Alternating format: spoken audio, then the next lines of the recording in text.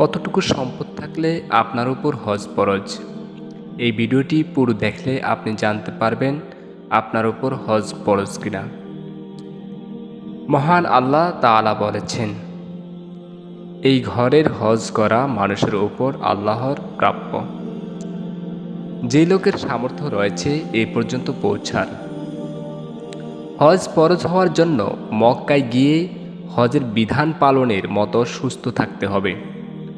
পাশাপাশি নিজের মৌলিক খরচ বাদে হজের মৌসুমে মক্কায় যাওয়া আসা থাকার একান্ত প্রয়োজনীয় খরচ এবং এ সময়ে পরিবারের ভরণ পোষণের প্রয়োজনীয় খরচ জমা থাকতে হবে।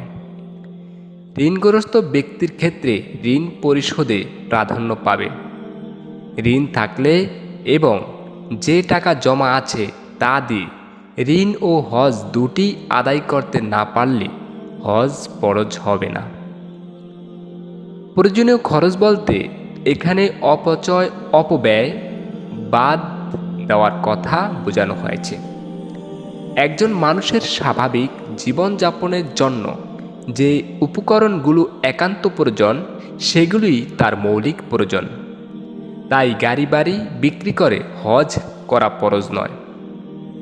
তবে একাধিক গাড়ি বাড়ি থাকলে একটি প্রয়োজনের অন্তর্ভুক্ত করা হবে এবং বাকিগুলো অতিরিক্ত বিবেচনা করা হবে। নিজের পেশা সংশ্লিষ্ট সম্পদগুলো মৌলিক সম্পদের অন্তর্ভুক্ত হবে। যেসব জমিজমা ও সম্পদের উপর ব্যক্তি নির্ভরশীল তাও মৌলিক প্রয়োজনের অন্তর্ভুক্ত।